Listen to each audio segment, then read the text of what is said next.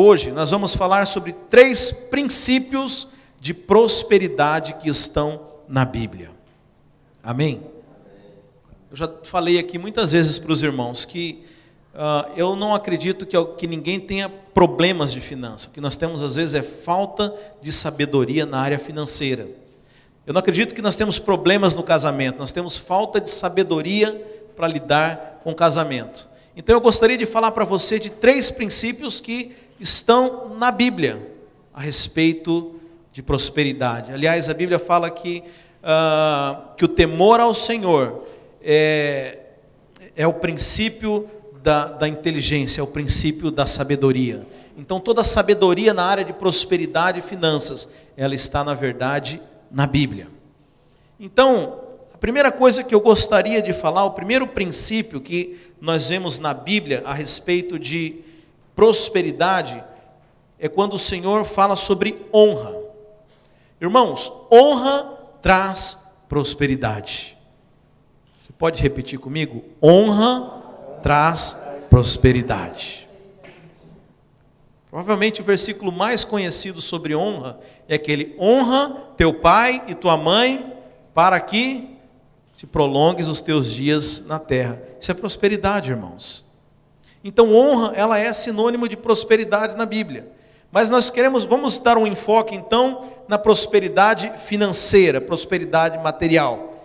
E um versículo que talvez não seja tão conhecido como esse, de honrar pai e mãe, mas que está lá em Provérbios 3, no verso 9, diz o seguinte: honra ao Senhor com os teus bens e com a primeira parte de todos os teus ganhos, e se encherão os teus celeiros e transbordarão de vinho os teus lagares.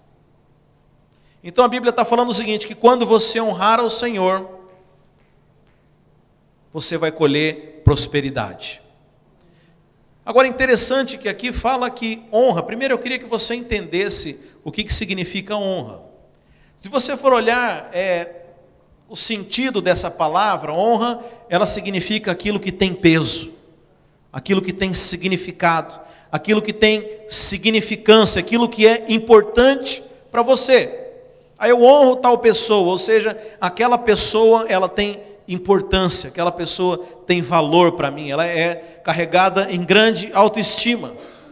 Então a Bíblia fala que quando nós honramos o Senhor, nós somos prósperos. Mas pastor, como é que eu honro? Sabe, nós somos muito acostumados a ver um tipo de honra que é um tipo de honra verbal. Então, eu honro tal pessoa, eu gostaria de falar aqui. E sabe, eu vejo muitas pessoas que honram, que têm um discurso de honra, que tem uma aparência e uma fala que é de honra. Mas veja, a Bíblia diz que a forma como você honra o Senhor é através dos seus bens.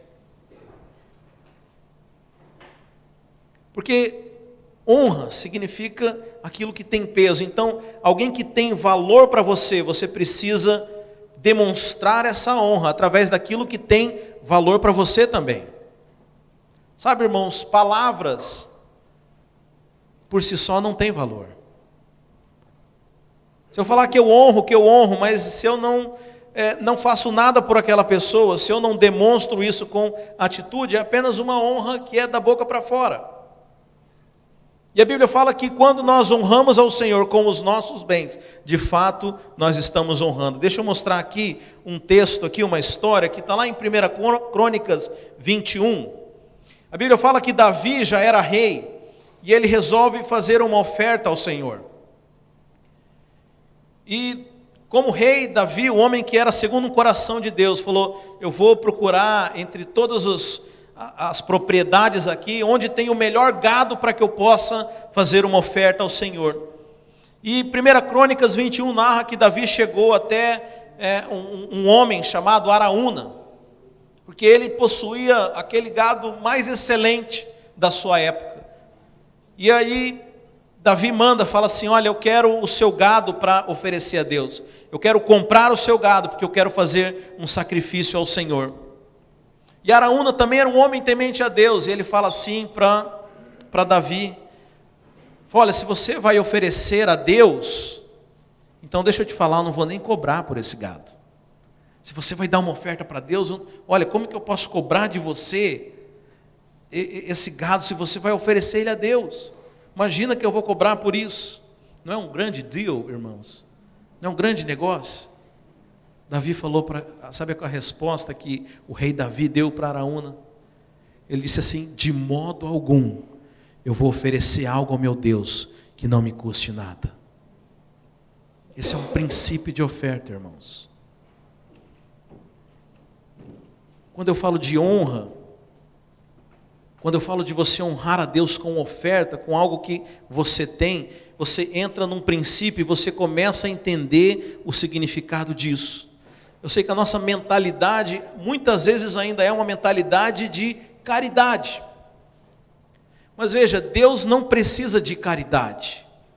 Deus não precisa do nosso dinheiro. Na verdade, nós usamos isso para demonstrar a nossa honra.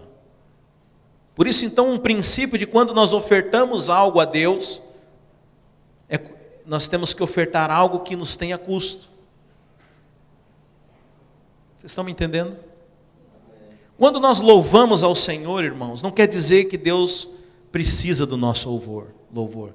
É claro que Deus tem prazer quando nos escuta. Mas sabe, você pode ter a percepção errada de que Deus precisa escutar o nosso louvor. Tem uma história, eu não assisti a série de Star Wars, mas eu ouvi falar que num dos episódios lá, havia um Deus num planeta lá, em que ele era alimentado de atenção. Então, se as pessoas não dessem atenção para ele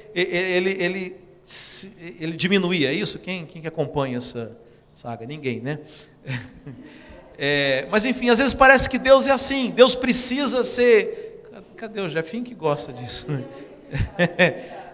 Parece que Deus precisa do nosso louvor para ele ser menos, porque senão ele vai ser menos Deus. Deixa eu falar, o louvor é para nós.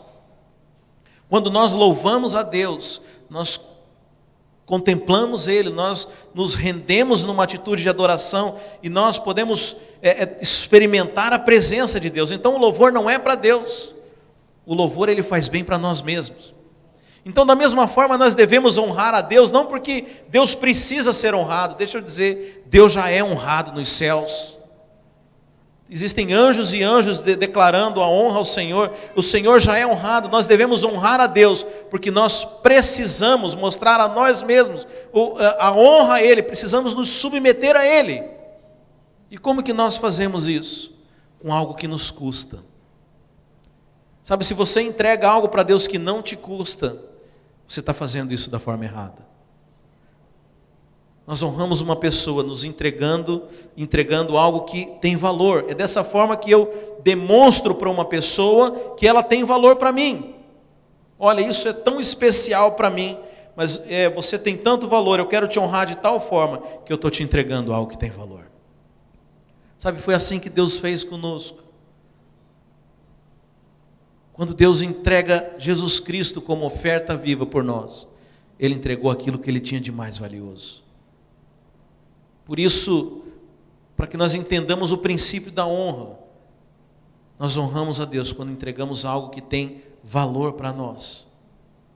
Sabe, honra não é com palavras, irmãos. Quantas pessoas eu vejo que têm um discurso de honra, mas a atitude é diferente.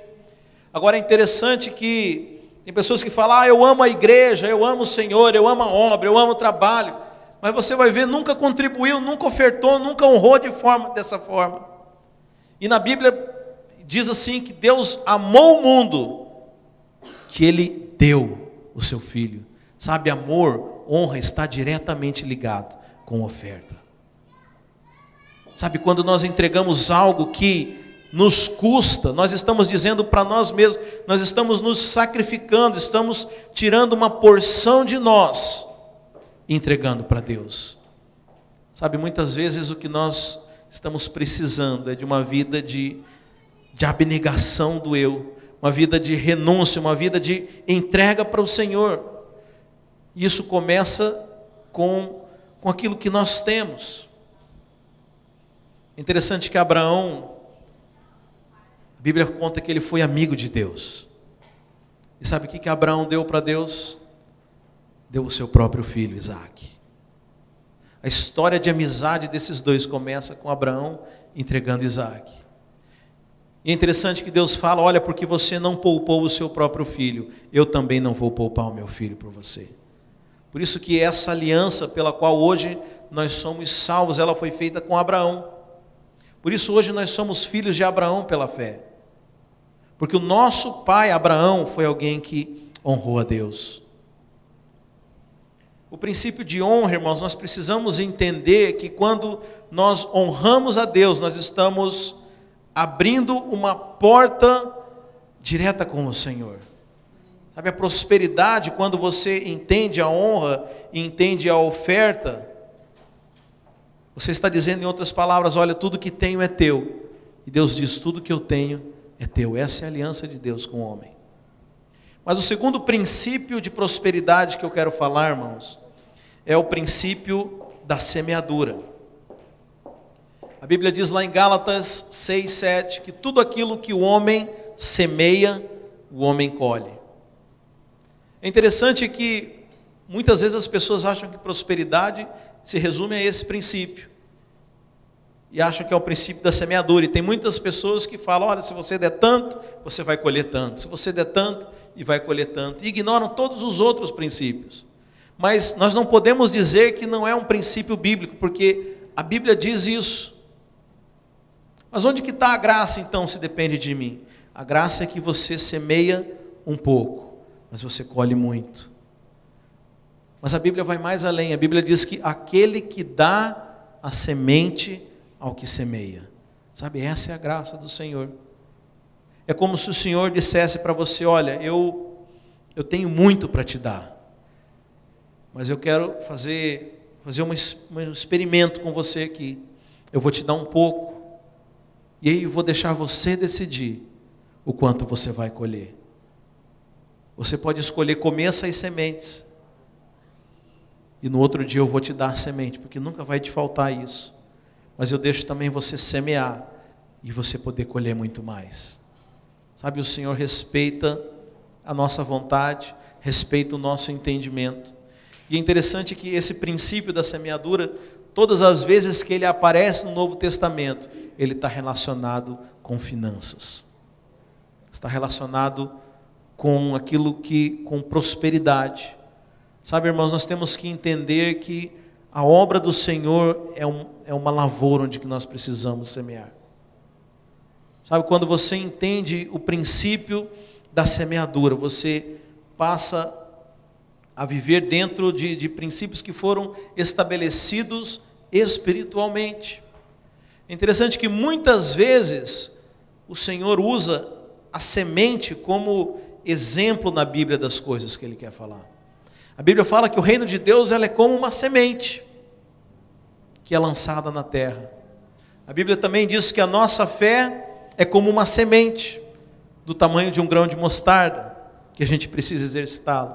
E da mesma forma, na área financeira, os bens que o Senhor nos tem dado, são sementes.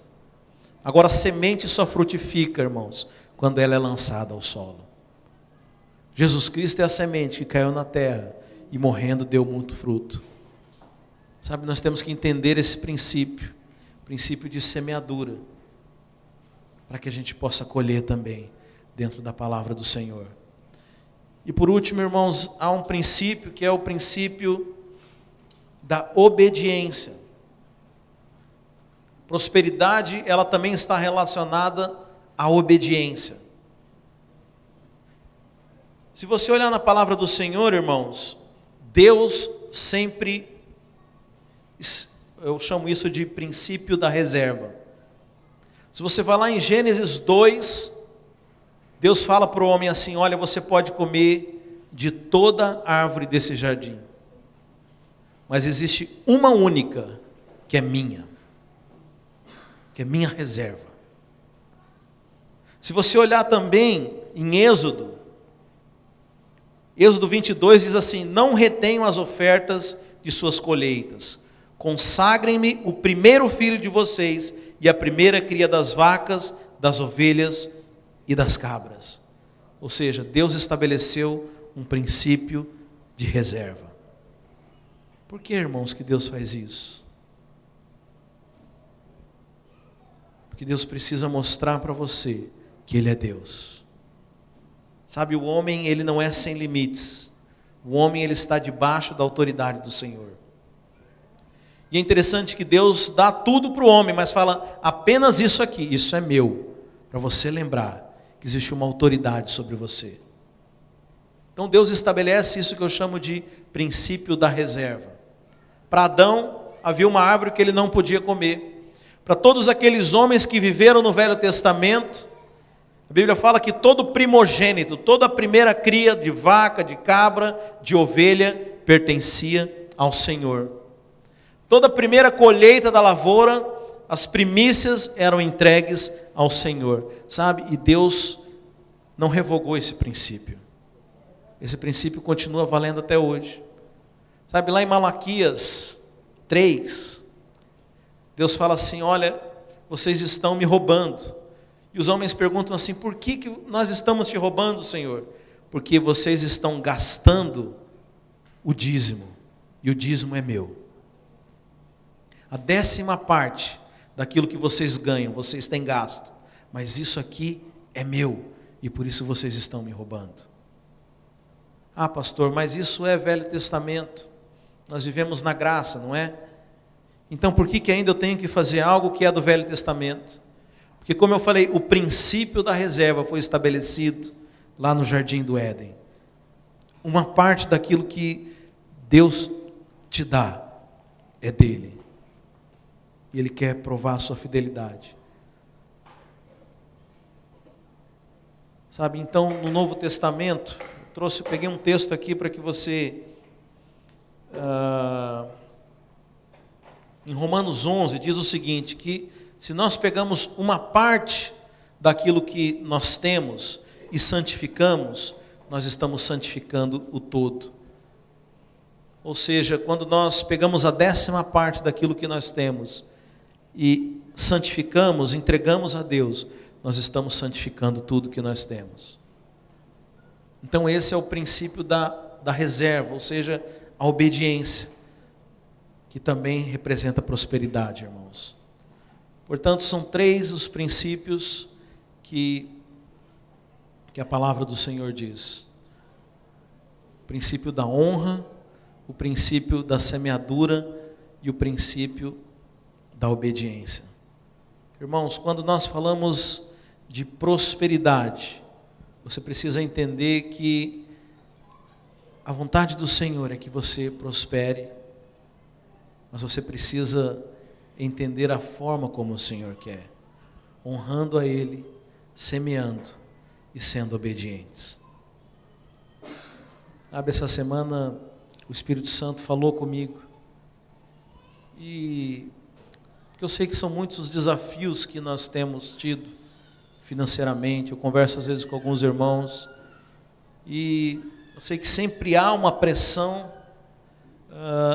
financeira, sempre há uma pressão na vida dos irmãos, sempre há uma pressão na vida da igreja. E muitas vezes eu me pergunto, irmãos, eu falo, até que ponto, será que isso é o que é bíblico? Será que isso é de Deus, isso que nós temos vivido? Se eu não vejo homens na Bíblia preocupados com recursos financeiros, eu não vejo homens passando necessidade, será que há algo, Senhor, que nós precisamos aprender a respeito disso? E que nós não estamos fazendo direito? E aí o Espírito Santo me contou algo. Ele disse o seguinte, como é que você se sentiria se o teu filho vivesse preocupado se você iria suprir ou não ele? Será que você ia achar que você é um bom pai? Será que você ia achar que você era uma boa mãe se o teu filho ficasse o tempo inteiro preocupado se você ia dar comida para ele? Sabe, muitas vezes nós temos vivido dessa forma. Eu tenho pedido ao Senhor para que nos dê revelação a respeito da sua vontade, para que nós possamos entrar na dependência dos recursos que são do céu. E sabe, irmãos, isso é um desafio que é um desafio de fé. O que será que está acontecendo lá? Eu não sei, não. Está com cara de ser diversão, não. sabe, irmãos, isso tem sido um limitador para as nossas vidas, tem sido um limitador para a obra de Deus, tem sido um limitador para muitas coisas. E aí o Senhor me lembrou de algo. Você sabe, na Arca da Aliança, que representava a presença de Deus no Velho Testamento, dentro dela haviam 3 elementos, e um deles era o maná, que representava a provisão de Deus.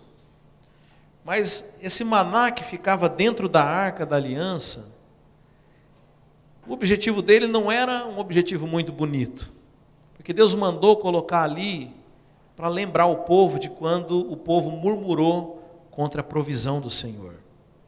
Haviam 3 elementos dentro da Arca da Aliança: as tábuas da lei, a vara de Arão e o maná que havia caído do céu. Deus mandou que colocasse esses 3 elementos ali, mas eles não eram de boas lembranças, eram lembrando coisas ruins que tinham acontecido. As tábuas da lei lembravam da transgressão do homem contra a lei do Senhor. A vara de Arão foi quando o povo se rebelou contra a autoridade do Senhor. E Arão pegou essa vara de um tronco, de um galho morto, e fez uma prova, falou: se o Senhor é comigo, amanhã esse galho morto vai florescer, e floresceu. Então Deus mandou guardar ali também. Mas o maná representava a rebelião do povo contra a provisão do Senhor, porque o Senhor havia chamado o povo que estava no Egito, e os libertou e levou ele para o deserto, e ali começou a alimentar o povo com o maná. E esse povo se rebelou contra Deus.